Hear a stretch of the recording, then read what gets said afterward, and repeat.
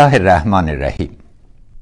د لوی اختر پر راتګ خپل ملت او اسلامي امت ته صمیمانه مبارکي وړاندې کوم. فرارسیدن عید سعید قربان به مردم کشور و مسلمانان جهان مبارک باد. قربان عید بیرم‌انگیز مبارک. وطنوالو، د ستر ابراهیمی او اسلامي سنت بیا تازه کېدل چې همدای مبارک شپې ورځې دي، موږ ته په خپلو ملي قربانیو د بیا فکر کولو یو فرصت برابروي. نږدې نیمه پیړۍ وشوه چې موږ د عمومي منفعت په نامه د فردي قربانیو سخت امتحان تیرو. سره له دې چې له دې امتحانه د ملت په توګه بریالي ووځو، عمومي منفعت ته نه رسیږو او نتیجه ناکامی راوځي. همدغو مسلسلو سیاسي ناکامیو زموږ هېواد له ترقي راګرځولی دی. د اوږدو لسیزو دا ملي ماته چې زموږ د ټولنې او هېواد روحي او جسمي روغتیا یې زیانمنه کړې، تل په خشونت کې منعکسه شوې ده. سره له دې چې د وروستیو 20 کلو د خشونت اصلي عاملینو یعنی طالبانو د واک په نیولو یو څه کراري راوسته، خو خشونت یې ونه دراو. دوی د دایمي او عادلانه سولې پر ځای چې موږ غوښته د منفي امنیت لاره غوره کړه، او دا لاسته راوړنه نه ده. دا جبري امنیت دی چې نتیجه نه ورکوي، ځکه افغانان وایي په زور کلی نه کیږي. منفي امنیت نه یوازې هوسایي را نه وسته، بلکې طالبان هم له افغانانو او هم نړۍ سره په تقابل کې ودرول چې فقط یوه خبره کوي: نه یې منم.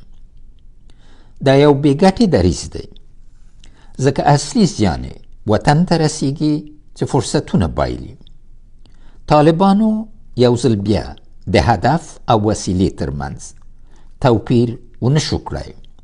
واک قبضه کړ، خو مشروعیت ته ونه رسېدل او رسېدلی هم نه شول. له بلې خوا دا هم ښکاره ده چې ملي ثبات له طالبانو پرته راتللی نشي. د سولې او ثبات دایمي کېدل اوس په دې اړه لري چې له طالب سره د تیرو 20 کلو چلند صادقانه وڅېړل شي، په خطاګانو اعتراف وشي او له دې لارې خشونت او غچ اخیستنې ته بهانې له منځه ولاړې شي. د دغې غچ اخیستنې اصلي بیه زموږ خویندې او ورونه، زموږ ولسونه او نسلونه ورکوي. اوس باید هدف دا وي چې د بېاعتمادي فضا پورته او له دې لارې نه یوازې اوسنیو بلکې خپلو راتلونکو نسلونو ته سوله، مثبت امنیت او ملي وحدت تضمین کړو. هموطنان، خون و خشونت دوامدار روان جامعه ما را پیهم صدمه زده و شاید دیگر زمان آن فرا رسیده باشد که همه با هم استفاده از آن به عنوان وسیله حصول به اهداف سیاسی را رد کنیم. استفاده معقول از فرصت موجود می تواند داستان نیمه قرنه خون و خشونت در کشور را به تاریخ تحویل دهد، مشروط بر این که به عنوان حربه برای حصول اهداف گروهی توسط طالبان مورد استفاده قرار نگیرد. اکثریت آنها نیز شاید اکنون درک کرده باشند که گذار به یک امنیت پایدار خواست ملی است و اگر با وجود واقعیت‌های عینی کنونی تحقق یافته نتواند، مسئولیت عواقب آن بر دوش رهبران این گروه خواهد بود. اما برای رسیدن به این هدف طالبان باید نخست با خود، در گام دوم با دین مقدس ما اسلام که مخالف خشونت است و بعد با ملت افغان صلح کنند. له اسلام سره د طالبان سوله به د دین په پلمه د وطن، افغانانو او نړۍ په ارتباط د هغوی تنګ نظري له منځه یوسي او سترګې به یې هغو لارښوونو ته پرانستل شي چې پاک خدای جل جلاله په المنلي رسول صلی الله علیه وسلم ته په قرآن شریف کې اورولی دي. د دوی اعمال او سیاستونه له ډیرو قرآني احکامو سره په ټکر کې راځي. د مثال په ډول د الغاشیه سوره په 21 آیت کې صریح الهي حکم دی چې تفسیر داسې راځي: په یاد ولره ته نورو ته د یادونې او نصیحت لپاره استول شوی، نه د دې لپاره چې پر هغوی مسلط شي. مجازات او مکافات هر چاته په آخرت کې د الله جل جلاله لخوا ورکول کیږي.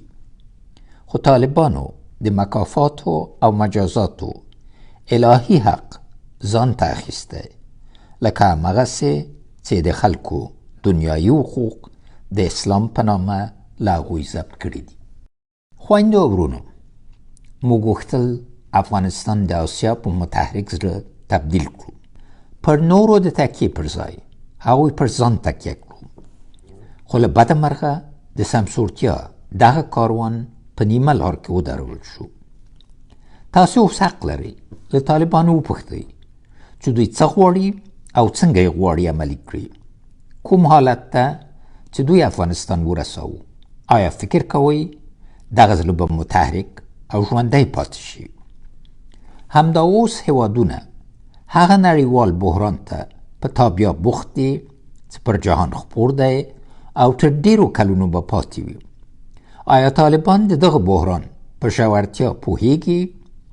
آیا له هغه سره د مخامخېدو بشري، مالی او تخنیکی امکانات سنجولی دي؟ ځواب منفي دی، ځکه دوی د دین په نامه له ملت او دین سره په شخړه دي. د افغانستان طبیعي ثروت د عاجلې ګټې لپاره اعلام کړی او له دې امله ځان له تاریخي مسؤلیت سره مخامخ کړی دی. نه طالبان دا مشروعیت او حق لري چې د افغانستان قانونه په پټو معاملو چاته ورکړي، او نه بهرني هیوادونه او شرکتونه دا حق لري چې د مشروعیت په خلا کې د هیواد زیرمې تالا کړي. زموږ جغرافیه، زموږ فضا، زموږ اوبه، زموږ چاپیریال او نور زموږ د قانونو غوندې ډیر ارزښتناک دي او هره ذره یې دقیق پام او ساتنه غواړي.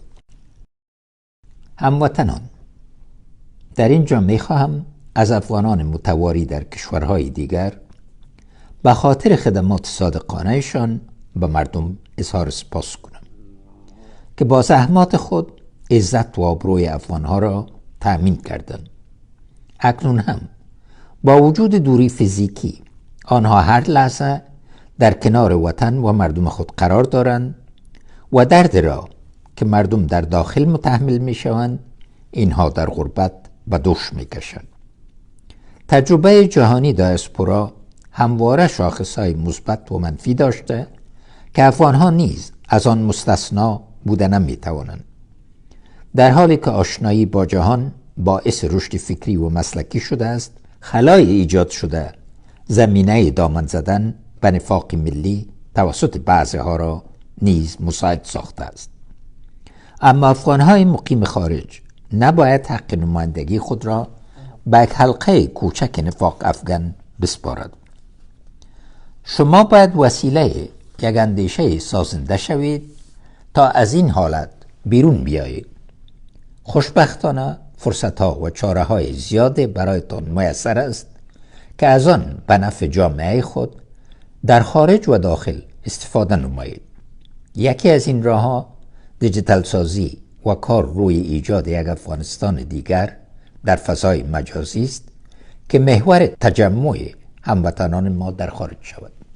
زندگی در غربت هیچگاه برای هیچ کسی یک انتخاب طبیعی نبوده است و به همین دلیل است که به قول مولانای بزرگ باز جویند روزگار وصل خویش.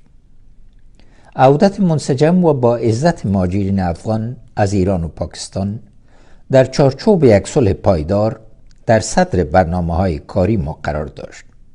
اکنون تنها ثبات سیاسی، صلح پایدار و امنیت دوامدار امکان برگشت 5 میلیون مهاجر افغان از جمله سیل مهاجرین ماهای پسین را فراهم کرده می تواند. خویندو او ورونو، اوس د دې وخت را رسېدلی چې هېواد کې د لوبې اصول مشخص شي او هغه دا چې باید نتیجې ته ورسېږو چې څه غواړو. د نظام شکل او اساسي قانون باندې باید نتیجې ته ورسېږو. حدود د بحث باید واضح شي خو فیصله باید ولس وکړي. همدا مشروعیت ته د رسېدو لاره ده. ولس د جنګ سالارانو نه هم د پوښتنې حق لري چې ولې طلایي فرصتونه ضایع او خپل جیبونه او بانکونه ډک کړل. دلته زه له دې فرصت نه په استفادې غواړم په ډاګه ووایم چې تر هغو په ما پورې اړه لري د افغانستان په سیاسي ډګر کې د جنګ سالارانو سره یو ګام پورته کولو ته هم چمتو نه یم. خو د هغوی د سیاسي سرنوشت او هېواد کې د اوسېدو د حق په ارتباط فیصله د ولس په لاس کې ده. په دې برخه کې یو پاک احتساب ته اړتیا ده چې د سوء استفادې عمق روښانه او بیا د هغې له مخې پرېکړه وشي. د طالبانو سیاسي ناتواني او د ډېرو سیاستوالو مفکوروي افلاس روښانه کړه چې د مسئلې حل د دوی تر وس پورته دی. موږ باید اوس ټوله هڅه د دې لپاره وکړو چې مشروع نظام زر جوړ او قانونیت تأمین شي چې له موږ سره د ولس پاتې امانت ور وسپارل شي. دغه هدف ته د رسېدو لپاره یوې درېیمې لارې ته اړتیا ده او زه بې له دې چې د وطن له خیر پرته ځان ته څه وغواړم چمتو یم په خپلو نظریاتو د دغې لار نقشې په جوړولو او بریالي کولو کې مرسته وکړم. ژوندی دې وي افغانستان، زنده باد افغانستان، یشسن افغانستان.